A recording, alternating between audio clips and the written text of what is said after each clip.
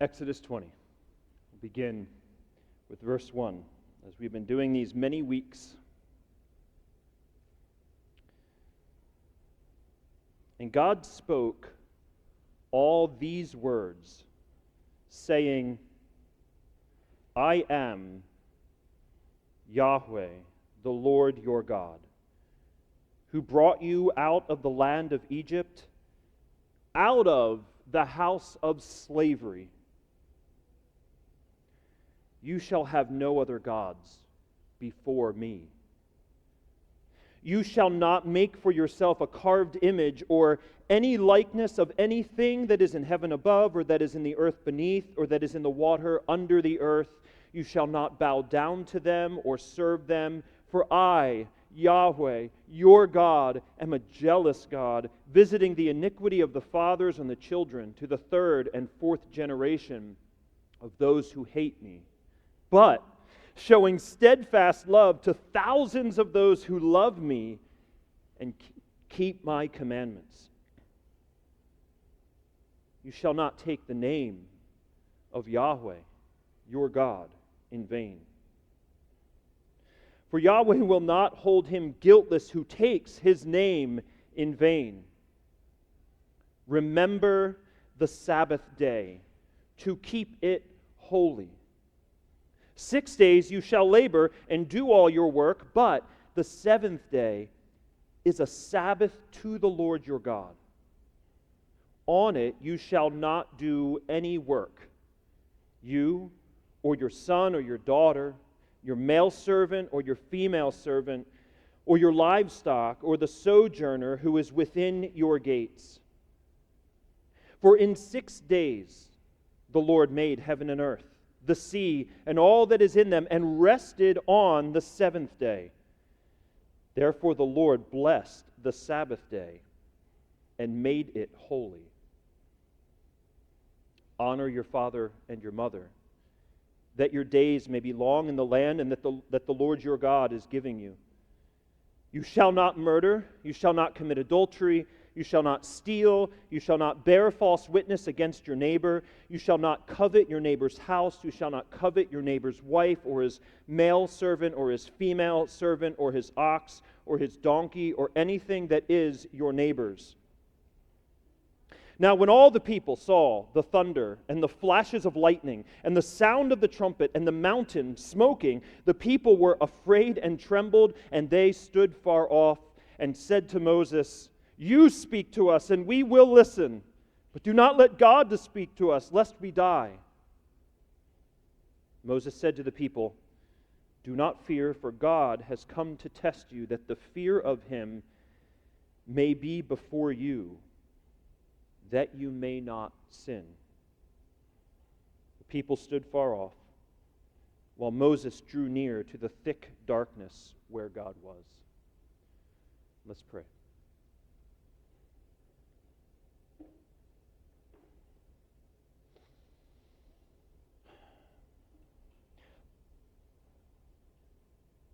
God, thank you for a clear word here, that you don't want us to sin, that you lead us away from those things that destroy us, that you lead us away from things that kill our joy. So God, we thank you for clear words like this, that speak into our world and our personal world, our family, our schedules, our church, that we might put the proper value on things, that we might put the proper value on time, that we might put the proper value on you, that we might understand that we are not you, that we have been made by you, that we are creatures with limitations, that we are not supermen and Wonder Women who can go and go and go and never stop. God, we ask that you would free us from the slavery that comes because of the tyranny of the urgent and the falsehood which says that we have greater value the more that we do. God, we thank you for what you will do in our hearts and in our church, and we ask that you would change us, even making this season a milestone point for us. That if we've never gotten our heads and our hearts around what it means to be a creature and what it means to Sabbath, that you would teach us this now. We need you desperately to see, not with eyes of the flesh, but with the insight of your Spirit, that we might remember the Sabbath day to keep it holy. Would you guide our time together? We thank you for what you will do. In Jesus' name, amen. You can be seated. We began last week a talk that, based on your feedback after the sermon and over the course of the week, has gained a good bit of traction, and I am thankful. I'm thankful because this talk has already had traction in my own heart and our own family, and we are in a place of sorting and discerning and deciding and making changes that I anticipate will be hard at first but will be good at the last, and maybe you will find yourself in a similar place. I want to put to you and just remind you that when we come together and open God's Word, we are under it. They are authoritative words. And the expectation is that we would come into a space like this and we would hear spoken over us God's truth, and we would submit to it. And that we would actually expect that our lives would be different because we have heard from Him. And we could say that can be true in our devotional time, and it should be, it could be, yes. And there's something that when God's people gather and the Word goes forward by no great virtue of the preacher himself, but rather because they are God's words, there is and should be an expectation that we will walk away different, or more encouraged, or more challenged. How good a thing it is when God's Word grips our hearts and takes a traction that can have a certain level of squealing as we grapple with it. So I invite you to open your hearts to what God is doing and what God is speaking here in His Word, and especially in verses 8 through 11, that we are to remember the Sabbath day and to keep it holy. Last week we began by acknowledging that there are sort of a dual, two sides of the same coin problem in our world and perhaps in our hearts, and that is that we are people who are prone to workaholism or laziness, or we vacillate back and forth and we go from one to the other. We burn ourselves out and then look for vacations to catch up. Or we feel that because we've worked hard that we've earned our binge watching or our checking out of one sort or another. And so we hear this commandment speak into our world of workaholism and laziness. And in one conversation after last week, we said, you can hear a command like this, and if we tend toward sort of laziness and looking for long breaks and so forth, we might hear, God is commanding me to make lots of time to do the things that I enjoy doing when I just want to check out. And I hope that we'll see that this is very different than that, this practice of Sabbath, that God is not trying to free us up so that we can, as I mentioned, binge watch this or that, or check out So we come to pursue an understanding of this commandment, especially realizing that this commandment, especially in the last 100 years, has sort of been doubted as to its veracity, doubted as to whether we should take it very seriously. And so we set out last week to understand this fifth word, this commandment. And so we looked, first of all, at the context, and we recognized that it is this fourth commandment, and it's the final commandment from the first table of commands, which were focused primarily on love for God. One thing we didn't mention last week is, yes, it is the fourth commandment, and it focuses on our love for God and how we understand time and understand our creatureliness, but it is also the very thing that will give us the space and the time and the perspective to do the next 6 commands well. See, if we don't have time to sort ourselves, if we don't have time to enjoy our God, if we don't have time to be not in the on position, we're going to really struggle with loving others the way that we ought to. I mean, isn't that true? Don't you face that? Like when it's just go, go, go, go, go, we start getting snippy, we start raising our voices, we start feeling the pressures and the stresses, and we're just thinking, I am drowning. I am drowning in life to a point where I don't even know if I can interact with the people around me. And we've scheduled ourselves so fully that it's just go and go and go. And before we realize it, the people that we say we love the most are the people who are getting hit the hardest. Because we thought that we were unstoppable. And we could just keep going. And so God gives us this command for us to consider, and consider differently perhaps than we ever have before. It's more than a third, or 30%, more than 30% of all of the 10 commandments. It's the longest of the 10 commandments. It's the first of the positive commands, we said. We're called to something positive, to remember this Sabbath day, to set it apart and to keep it holy. And as it would work out with ancient covenants, it was also perhaps the command that would mark off the entire covenant, so that there was something there that forced you to interact with it, to never forget it. And if there is a break, if there is a stopping point, then we have the space to remember all of the goodness of God, that we were once slaves and have now been freed. We need this kind of thing. We need a Sabbath experience. The Westminster Confession of Faith, we said last week, said that Sabbath keeping is a positive, moral, and perpetual command.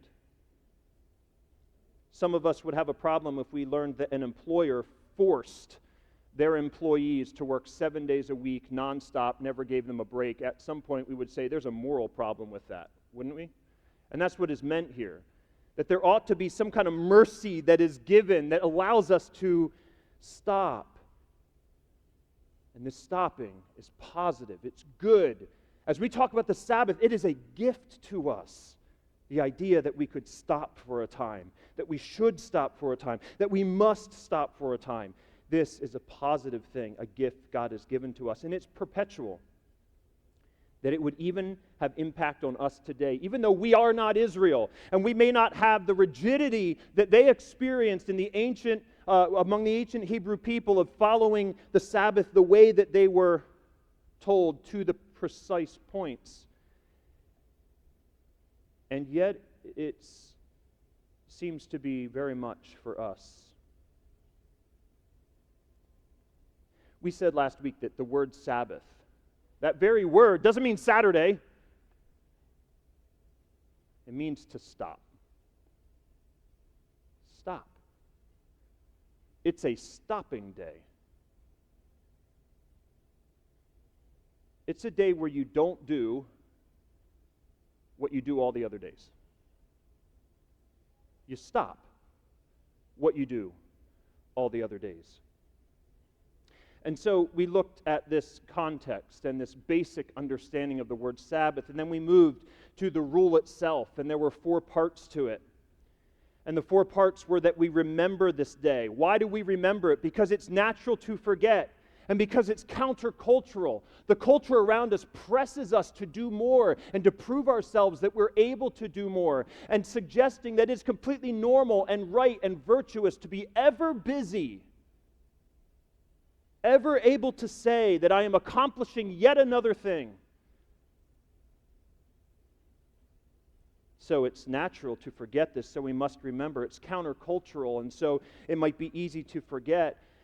And let's be honest, it's as if our flesh, by default, would like to hijack a day of stopping in order to advance ourselves, to get ahead, to take advantage of that one day so that we can, if we're a careerist, right, to get ahead of those who might be pursuing the same position as us. We posture ourselves to do some extra work, whether it's at home or we go in for an extra day, or our thoughts are just constantly caught up in pursuing the next thing. We're kind of geared to disobey all these commands in one way or another, at least at the heart level. And so we must therefore remember it. And we must remember to keep it holy, which is simply to set it apart. This is a day unlike any other, and it seems to be every week, 1 out of 7, a day unlike any other. And it is a day. It was for this original audience clearly a 24-hour period of time. And it's not your day. It is the Lord's day. And we see that in verse 10, in the first part. It was a Sabbath day, a 1 day out of 7, a stopping day to the Lord your God. So it's sacred, and it's a special day, designated to worshipfully enjoying God. And we talked about various expressions last week, and we'll probably get back to that idea by the end of today's talk. And so, what are we to do? Remember it, but not just as a fact, and we were helped by Deuteronomy 5, the second giving of the law. And in that second giving of the law, instead of using the word remember, if you remember from last week, we used the word observe, which has a bit of a different nuance, which says, yes, we remember it as a concept, but we observe it like we would observe Christmas, like we would observe Thanksgiving, like we would observe Easter. Our family plans. Are we doing lamb this year for Easter? Are we doing ham? Are we doing something else? There's conversation when we're going to eat, what we're going to do on that day, what games we might play, who all is going to be there. There's an anticipation, there's an expectation, there's a pursuit of that day. There's an excitement that builds up around it as we look to observe it. And of course, we can apply that to Thanksgiving, and we can apply that to Christmas for sure. Do we observe a day like that? It's set off. It is different. It is holy. It is given to the Lord.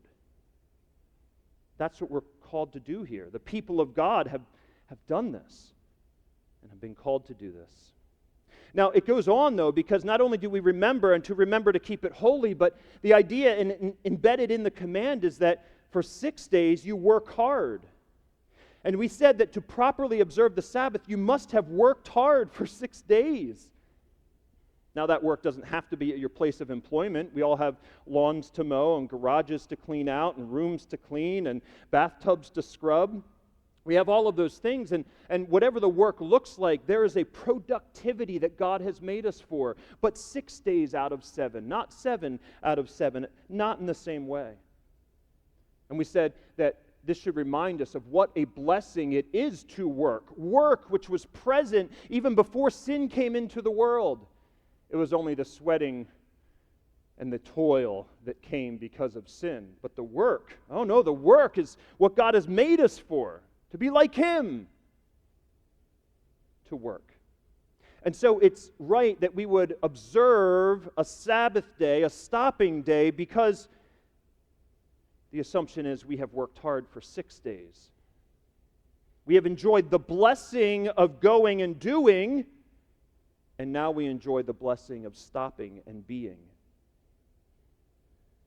So work is a blessing, and stopping and rest is a blessing. So we work hard, but then, by virtue of the meaning of the word Sabbath, we stop working in all of its forms.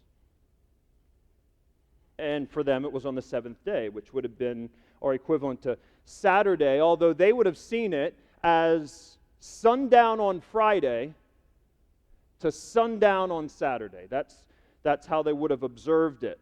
And then before that, prior, there's the day of preparation. So the early part of Friday and leading into Friday is we're getting ready, day of preparation, and then the Sabbath would come at sundown. That was their experience. They would stop working. And this was unlike any other culture. This is a unique command. No one else was doing this. So God's people uniquely set apart this 24-hour period to stop. Someone has said this, Douglas Stewart said, "What this commandment prohibits is duplicating on the Sabbath any of the usual labors of the other 6 days that could possibly be stopped without actually causing someone or something harm." And so we said that people and animals would still need to be fed, so go out and feed them, make sure the animals are going to stay alive, the children are going to stay alive. Make sure you milk the animals that need to be milked. Priests would still go and do work in the sanctuary.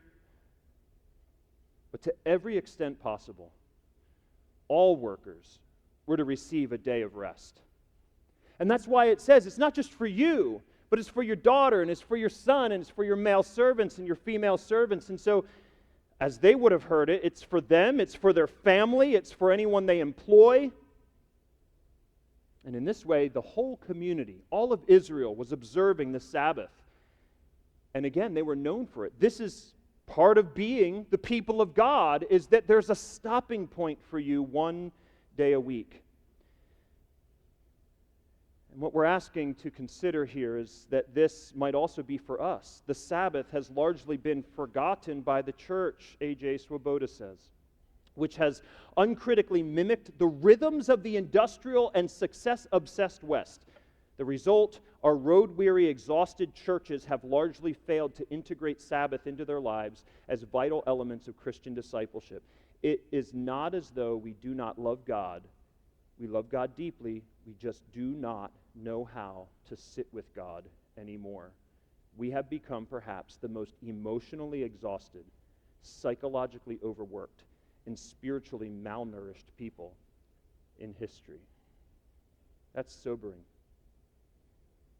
That's sobering. And I wonder if we could say that's GraceWay. That's our family. That's me. So overextended. As if the next wave is just going to take us down. And yet somehow we just keep doing it that way. We have said yes to so many things. It's drowning out perhaps what is most important. Well, why should we remember the Sabbath? We got to the reasons last week as well. We said in this text we see an original design. We see an original design and perpetual resistance. Take them one at a time as reminders. The original design is that God Himself has set out a pattern, has set an example. Can God get tired? Was God exhausted after day 6? Oh, I just can't anymore. He's dragging himself along. I just got to stop. Of course not. God could hardly wear Himself out, says Stewart. The Sabbath is not portrayed as a day of recuperation from those too weak to keep working day after day without rest. It is portrayed rather as a stoppage good for everyone, for the purpose of refocusing, in our case, on holiness. You see, God worked 6 days, and God rested one, and that day was unlike any of the other days. And so Sabbath is about following God's lead and imaging Him on purpose. And what did God do in relation to the seventh day? He blessed the seventh day. God set it apart. And God set it apart, it seems, to enjoy what He had made. An old rabbinic tradition, we didn't mention this last week, an old rabbinic tradition understood the rest of God in Genesis, the rest that God took in Genesis, as his sort of sitting down to delight in what he had made, like we do. After we plant the flowers and we mulch the flower beds and we mow the lawn and we've been working hard all day, and then we go into the house and we take a shower and we go out onto the back patio or the front porch and we sit down and we look and we say, this is great. This is so nice to think of how these flowers are going to grow, to enjoy the beauty of the organization that has taken place. Or perhaps those of you who would rather work indoors, you work hard to, sand down walls and patch holes and paint a room a new color and redecorate it and go to IKEA and buy some furniture and spend 45 hours putting it together. And then sit back in that very room and enjoy the way it looks and the beauty of what your very hands were able to accomplish, to stop to enjoy what has been done. And in this way, it seems to be the design of God that we stop for this one day a week to delight in the work of our hands, which essentially are the work of God's hands through us. And so the bigger point is that we stop to delight in who God is and what God has done, and how God has empowered us to work those other 6 days. And he wants us to stop everything we do on those 6 days to make this day special, to delight in who he is. And so it's a matter of imitation, this original design piece. It's also a matter of limitation, we said, because God made us on purpose as limited creatures. We are not, as I prayed earlier, Supermen and Wonder Women. We are finite. We have limits, and we feel them, but usually because of overwhelm. We are in constant need of our God. We are creatures. And he knows that it is good and right that we acknowledge that. We read from Psalm 100 with our small group leaders yesterday. And we read the verse, "It is he who has made us, and we are his." Or another way of reading that Hebrew, "and not we ourselves." He made us. We didn't make ourselves. We don't have power in and of ourselves. We are creatures, and it seems very, very good that we acknowledge that. In fact, that's part of this worship, this psalm, this work of praise in Psalm 100. Research is plentiful on the physical and mental health benefits of stopping work and enjoying life, enjoying our God. That's the issue of original design, imitation and limitation. And then there's this perpetual resistance, which we landed hard on last week. Deuteronomy 5:15 is that second giving of the law. Deuteronomy, the very word deutero is second, and nomos would be law, the second giving of the law. "You shall remember that you were a slave in the land of Egypt, and the Lord your God brought you out from there with a mighty hand and an outstretched arm." And this is the reason that is given for why the Sabbath should be observed. He says, "Therefore the Lord your God commanded you to keep the Sabbath day." So in Exodus, the reason we keep the Sabbath day is because God has given us a design, and we're to imitate that design, and we are limited creatures. And then in this passage in Deuteronomy 5:15, we are learning that we were once enslaved but have been freed, and that's why we should observe the Sabbath day. And so we learn that God wants us to resist slavery to the relentless pursuit of more clothes, more devices, more championships, more food, more drink, more travel, more power, more money, more experiences, more. Go, go, go. Kind of like Pharaoh, who wanted more buildings and more bricks and was willing to literally grind people into the dirt to get what he wanted. It's powerful, powerful imagery. And God is saying, I want you free from that. I saved you to be free from that. You're not meant to work every day. You're not meant to be ground into dust. Some of us feel like we are. So Sabbath then is a declaration of freedom from bondage. It is resistance, and once a week saying no to the tyranny of the urgent. John Mark Comer, we'll mention him a few more times, has written this book, The Ruthless Elimination of Hurry.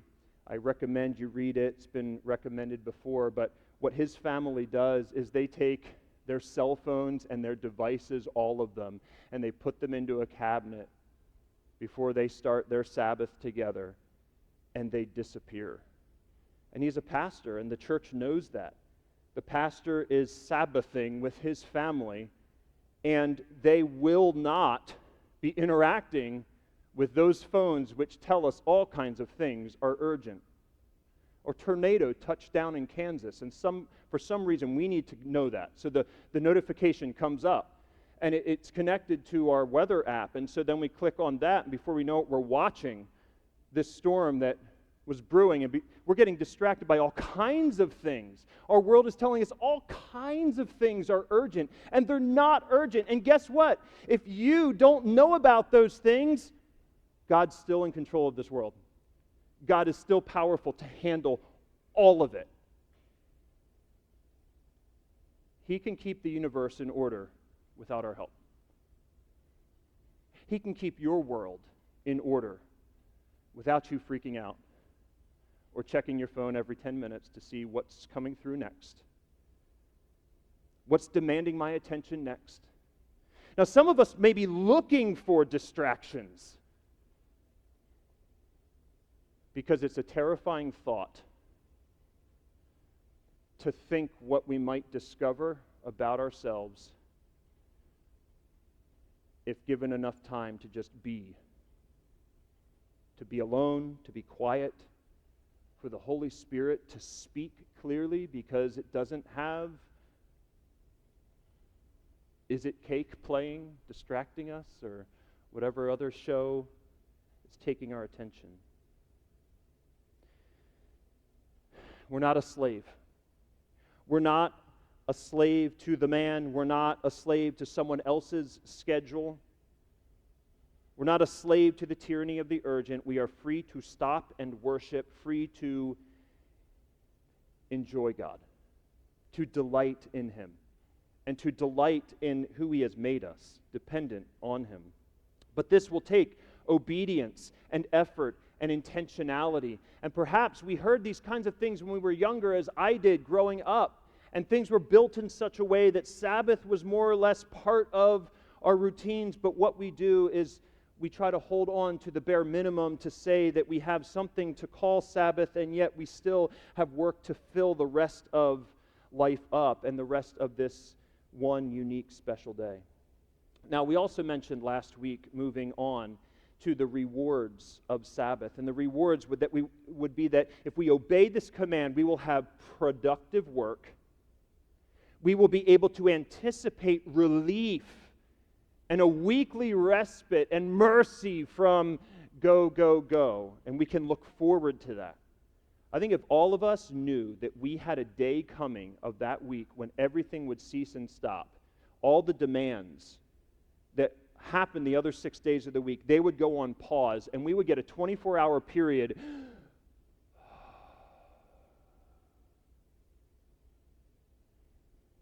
Some of us long for that. And we need God's wisdom to learn how to get it and see that it's real for us. So the rewards are productive work. Go work hard, that's good. Knowing that you're going to get a break, a rest. And not just lounging. You've had the rest days where you lounge around, you get to the end of the day, you're like, I totally wasted this day. Totally wasted this day. Not those kinds of days, but a day that has meaning. And we're going to talk a little bit more about that. So the rewards are productive work, anticipated relief, courageous resistance. We're learning to say no. We learn to say no. Some of us might really struggle with that. Learning to say no. Here's a great idea. Oh man, that would crush us and take that day away, so it's no. Oh man, that would fill those 6 days up so much it would probably lure me into using that seventh day. No. Do we have the discipline for this? We're going to need God's help with it. And then how about spiritual enjoyment? This is meant to be a Sabbath to the Lord. So this day that's set apart is meant for spiritual enjoyment and delight in God, delight in God's creation, delight in the kids that God has given us, delight in the friends that God has given us. So those are the rewards. We said last week that there's a fulfillment of all of this, and we moved quickly from this point and could really spend quite a lot of time on it. Because we said for all of the commands, there's a connection to Jesus. One, we break them all, therefore we need Jesus who never broke one. So we break Sabbath and perhaps have made a habit of breaking Sabbath. Jesus never did, not in the way that his Father was commanding. Jesus never did. So Jesus has fulfilled this command perfectly, and Jesus also, he has done the work that we needed to have done spiritually, and he gives us the spiritual rest that we need eternally. And so when it comes to work and when it comes to rest, we look to Jesus who has done all the work and gives us eternal rest, and we can trust him for that. We can read Hebrews 4 and throughout that book of the Bible and other places about how he has done this for us. He is our ultimate Sabbath and our ultimate rest. But hear this, church, hear this. We still need to practice the Sabbath. We still need to practice Sabbath. For us to say, Jesus fulfilled Sabbath, therefore I don't need to practice Sabbath, I believe is missing something. You see, somehow most Christians have effectively done away with Sabbath. We forget that it is a gift, and we instead see it as a legalistic trap of old school religion. But should we have graduated ourselves from it?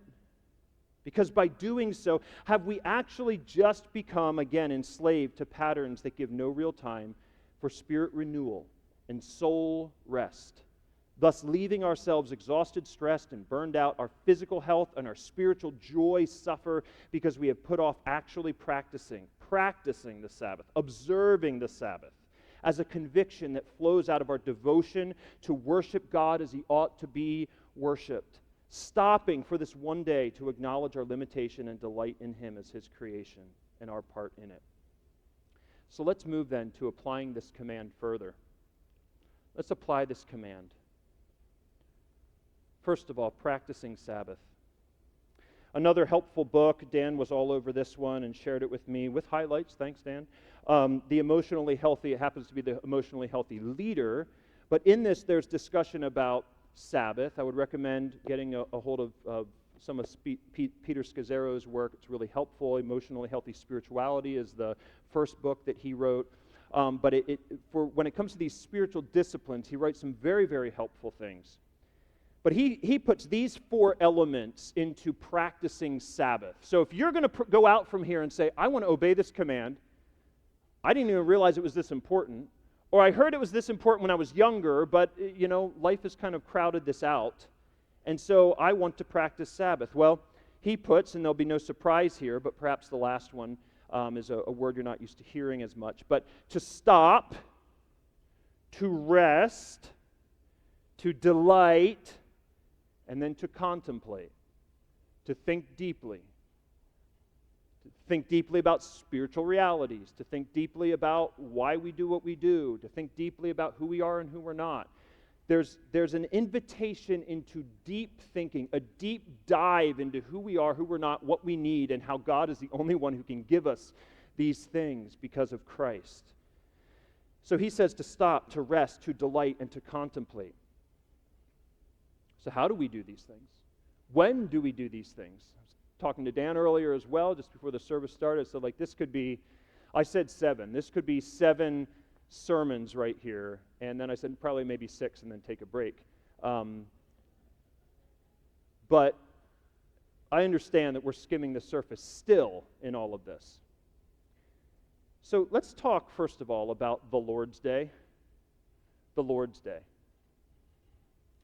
Many of you are very familiar with the fact that in John 20:19 and in Acts 20, verse 7, and by the time you get to 1 Corinthians, 3.5 decades later, after the time of the beginning of the church, you have this established concept of not Saturday being a day of worship and respite for the Jewish people, but becoming the Lord's Day and a gathering of the people of God on the Lord's Day. And why was it the Lord's Day? It was the Lord's Day because it's the day that Jesus had risen from the dead.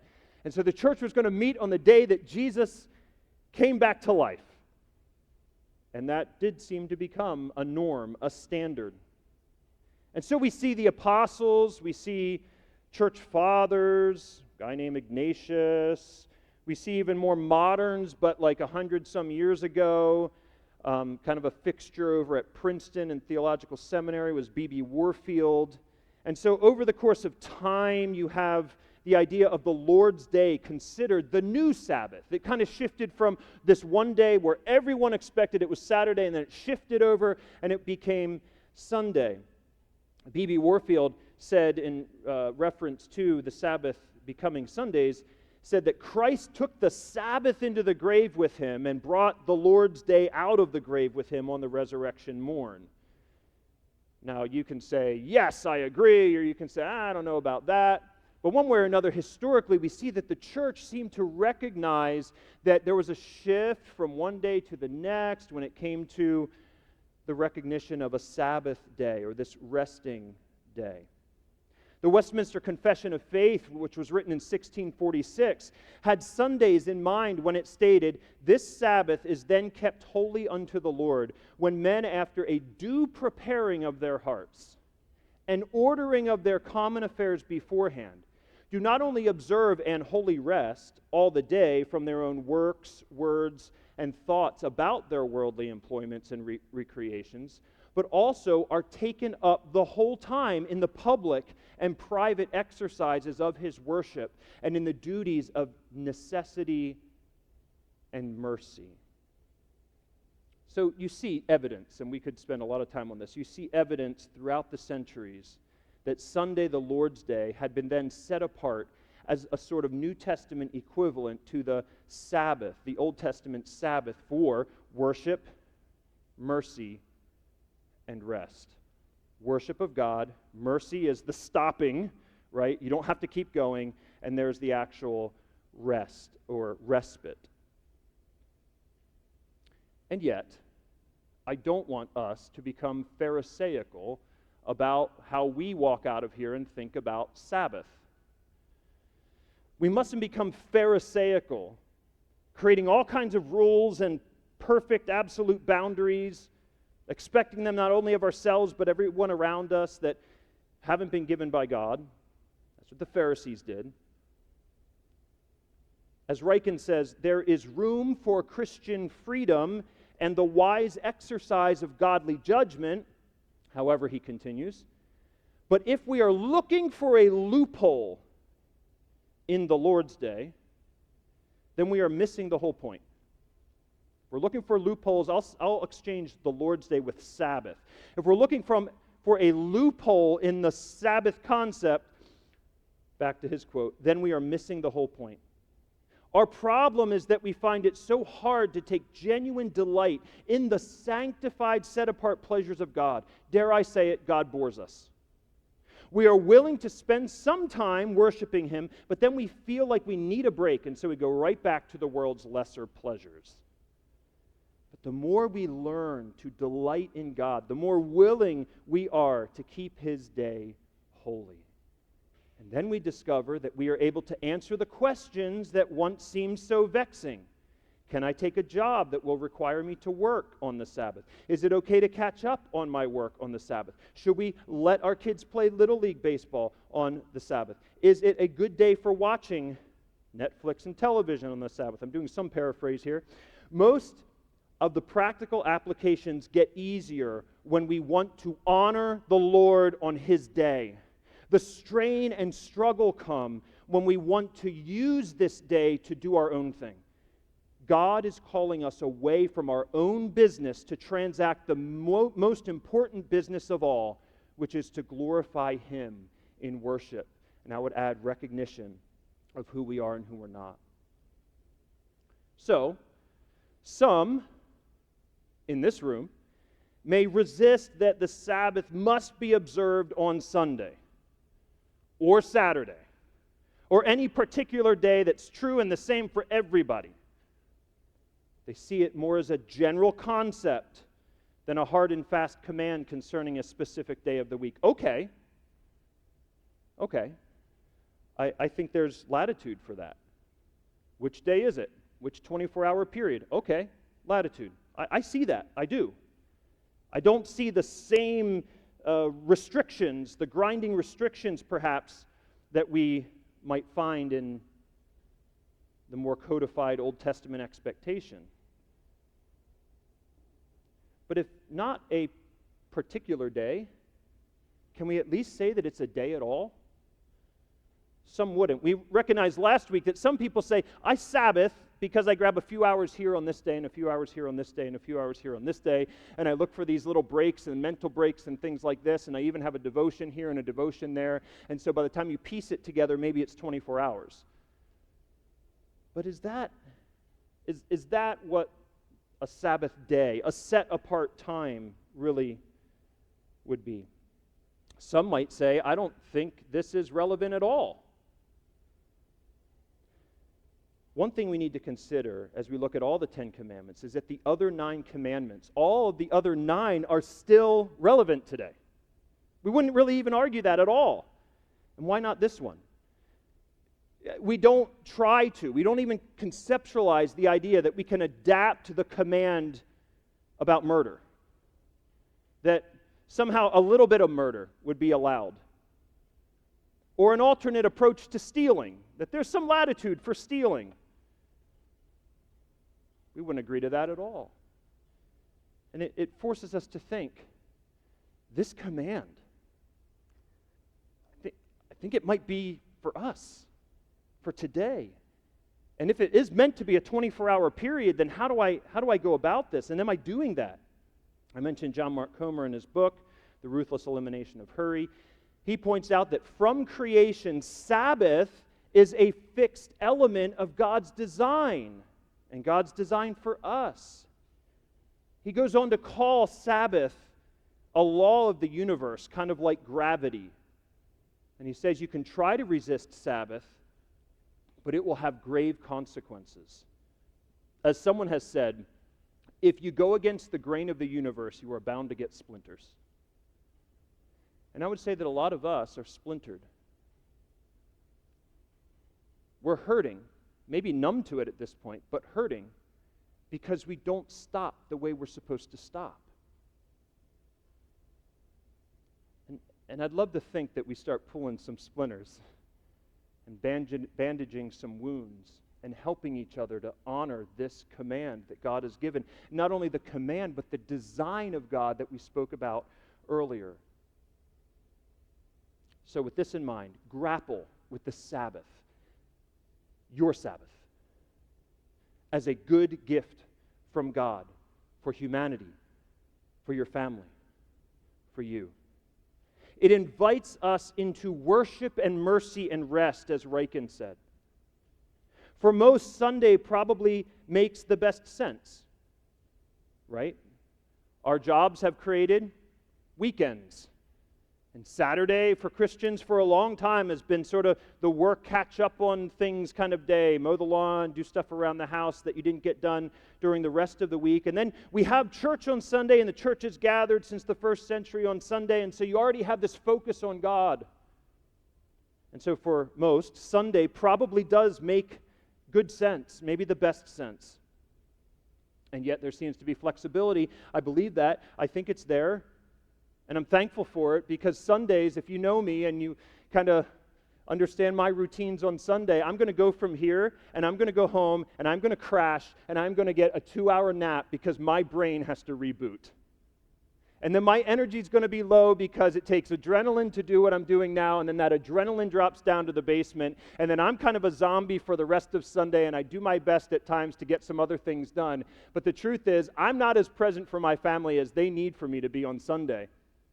And so Sunday is a work day for me, and I'm okay with that.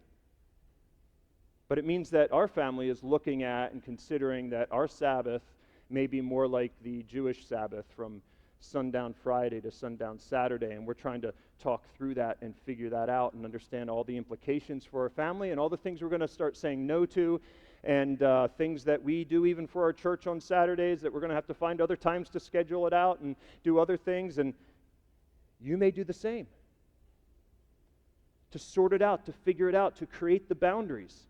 Now, I swallow hard because I go, well, if I'm taking Saturday and some of y'all are taking Sunday, and we have a thing we normally do on Sunday, like in the evening for the huddle call, and we have some other meetings, and you go, that's my Sabbath, so I can't do that. Then suddenly we're going, when do we schedule stuff? Well, by God's grace, we're going to figure this out. But I want to respect what God does in you and your heart and your family for Sabbath, and help each other and work with each other so that we can have this kind of experience. Because I think, when I think of our family needing this and not having it in place the way that I believe God's calling us to have it in place, but I think ahead to what this will be like, I'm going, this is going to be amazing. We're going to breathe in ways that we aren't breathing right now. We're going to paint like we don't paint right now. We're going to take bike rides by the river like we haven't for a long time. And we're going to do that because it brings delight. It brings joy. And there'll be some Bible time we pray, and we hope, we're planning for that. There'll be some other things for spiritual focus. Maybe we'll go to bed early. Just get rest. But we need that, and it seems that God has gifted us with that. So let's sort it out. So maybe it's Sunday for you. Maybe it's Saturday for you. Maybe you have a very flexible schedule depending on what school looks like for your kids, and you can pick a day in the middle of the week. But if we don't embrace the principle of Sabbath as a creative element of God and the command of Sabbath, then we face, I think, great challenges. So, let's ask some questions to kind of bring this all together. I want you to think about these things. How is one whole day out of 7, a 24-hour period, intentionally different for you and your family than every other day of the week? How is it marked by worship? How is it marked by the mercy that doesn't force or expect work in the same way as the rest of the weeks? And how is it marked by rest? And how is it marked by a communion with God and a connection to the Lord that is not just a token nod to God? Because it might be tempting to say, well, I went to church on Sunday morning, it took up half my day. Half your day. So what's the other half look like? May God bless that other half to be very unique and different. And if it's not Sunday, how do you intentionally make the other day about rest, restoration, enjoying your work without doing your work, and worship? Is your weekly Sabbath more than just a second Saturday with church jammed in? Right?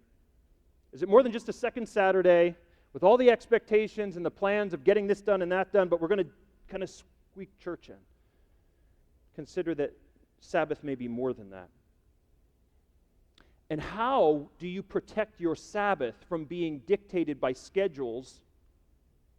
How do you protect your Sabbath from being dictated by schedules that don't have Sabbath goals in mind? You see, we need to be cautious of committing to organizations that will demand our presence somewhere during a time when we should actually be stopping. And that means that we might be limited in what we say yes to and the things that we do. But that limitation could be very, very good, very healthy for us. Is your Sabbath more than a day off? You see, the Sabbath isn't the same thing as a day off. On the Sabbath, all we do is rest and worship and delight. Furthermore, Stewart has said that to love God is not to have a lazy day one day a week. Rather, it is to focus on doing His will, especially on one day a week, to worship, learn, study, care, and strengthen the Spirit. Eugene Peterson was bold enough to call a day off a bastard Sabbath. You stop doing normal work in exchange for other work. You do things, but do not seek purposeful worship, mercy, and rest. It's not really about delighting God, but about checking out or doubling down or on unpaid work. Little exercise. Think through this with me. This is from Peter Scazzero's book. How healthy is your practice of Sabbath delight, he asks. On a scale of 1 to 5. Ready? We'll go through each of these statements. Give yourself a score on a scale of 1 to 5. 1, it's never true. And 5, it's always true. 1 is never true. 5 is always true. First, I regularly practice Sabbath by setting aside a 24-hour period in which I stop my work and rest. 1, never true. 5, always true. Next, Sabbath provides a healthy boundary and limit around my paid and unpaid work. 1 is never true. 5 is always true. Next, I take time on my weekly Sabbath to delight in God's innumerable gifts: people, beauty, hobbies, mountains, food, music. Next, I view Sabbath as a day to practice eternity and taste the ultimate Sabbath rest when I will see Jesus face to face. Next, I practice Sabbath as a prophetic countercultural act that resists the culture's value that defines me by what I do rather than who I am. Next, I am comfortable letting go of my responsibilities on the Sabbath, fully trusting God to run the world and build His kingdom without me. Next, I find my identity primarily in God's love rather than in my work or my role as a leader or a parent, a worker. Next, I often receive unexpected insights and discernment during Sabbath. 1, it never happens, and 5, it regularly happens. Next, I apply my Sabbath guidelines of stop, rest, delight, and contemplate to extended vacations and holidays. It goes beyond just 1 day a week. Next, I intentionally prepare and plan for Sabbath so that I have the time and space to focus on God's love coming to me through the many gifts from His hand. Now, as you respond, as you were thinking through all of those statements, what stood out to you most? Some of us had a hard time getting past the first one because all the others are actually asking about that Sabbath. And we're going, oh, I don't have it. So there might have been a lot of 1s. Okay, now we know. What do we do? Mostly 1s and 2s, Sabbath needs to be embraced as a discipline. Some 3s and 4s, Sabbath needs to be protected and further developed. 4s and 5s, Sabbath is a healthy discipline in your life, and you should be mentoring others in our church to live into Sabbath practice. Now, I realize that to really embrace this biblical pattern and command may be paradigm-shifting, world-shattering, schedule-altering, life-changing. And as challenging as it may be to take hold of a robust practice of Sabbath, consider what Walter Brueggemann has said. People who keep the Sabbath live all 7 days differently. And some of us could really use that. Living differently. Living differently. Isn't that just what we should expect from the way of Jesus?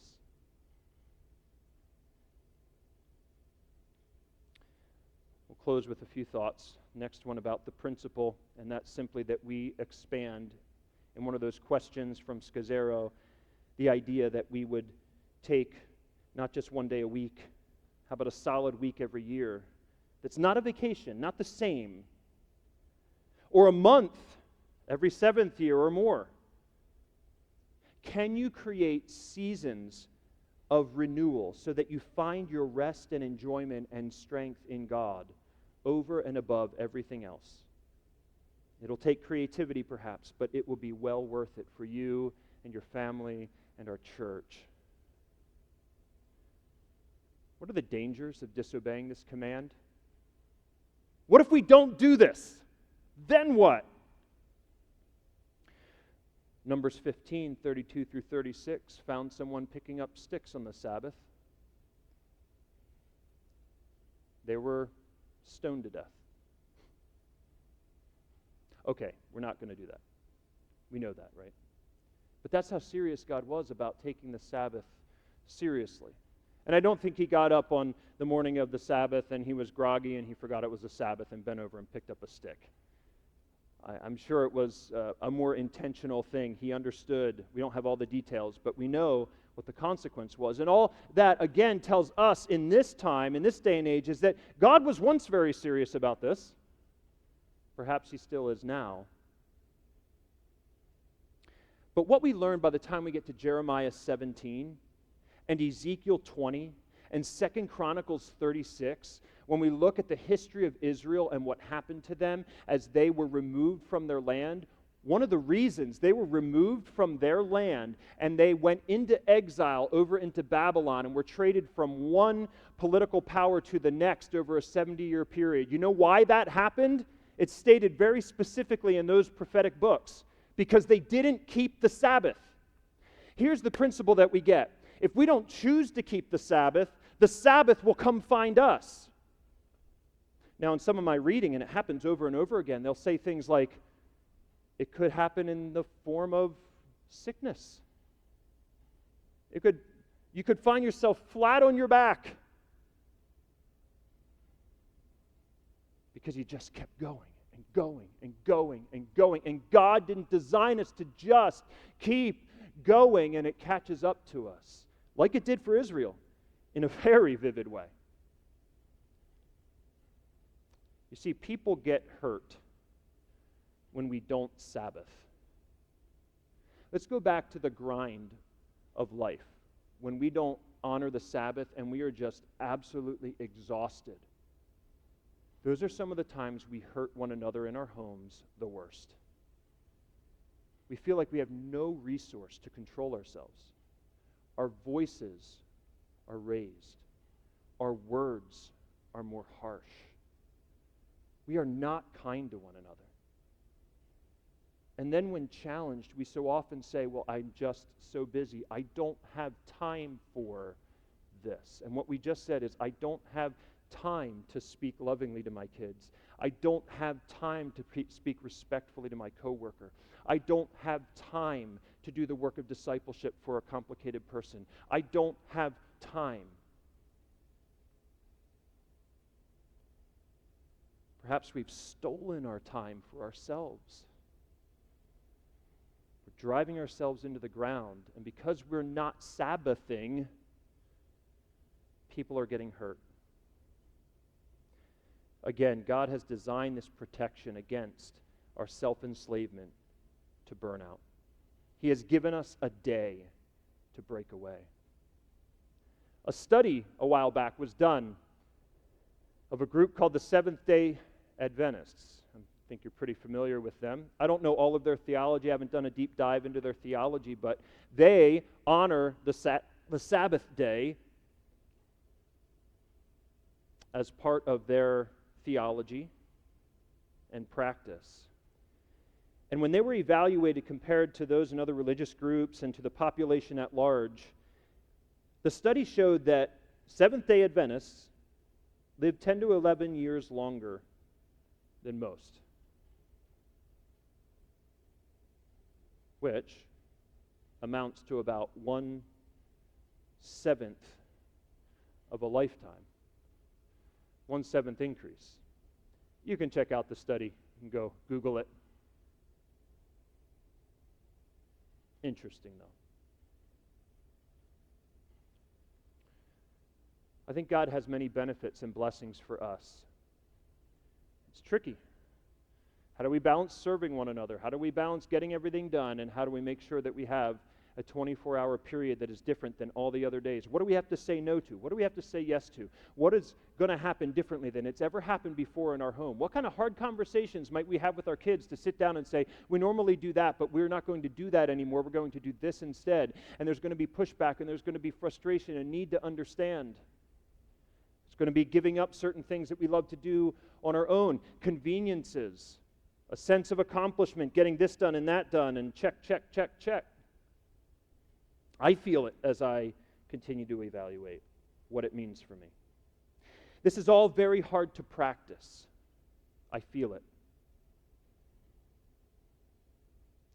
But what I don't want us to do, I don't want for myself, for any of you, is to try a little and then settle for far less than what is actually needed to really experience Sabbath in the way God intends. We're going to need God's help and maybe to build a greater understanding. Maybe we come out of this talk and I get some feedback and go, hey, if we're going to challenge things this much and imply this much life change, maybe we need to spend more time talking about Sabbath, and we can consider that so that it's not a flash in the pan, but can be considered as a way of life. But we're going to need God's help and one another's help. But here's what we learn. God has blessed us with the Sabbath as a principle, and I believe also as a command, so that every week, for one whole day, we stop to find our ultimate rest and our unparalleled enjoyment, whether it's in our study, reading the Word, or it's down by the river, fishing, or climbing a mountain, or painting a painting. We're enjoying Him and all of His gifts. We desperately need to become Sabbath practicing people. And we need God's help with this. I'm going to ask the team to come. It's our final prayer of the day. We're going to sing the song that's familiar to us. Lord, I need you. Every hour I need you. As we sing this, would you pray that specifically on how you're supposed to go out from here and apply the Sabbath principle and the Sabbath command? Is it Sunday? Is it Saturday? Is it a different day? How am I going to do this? Let's ask for God's help, and I believe He will give it. Let's stand together.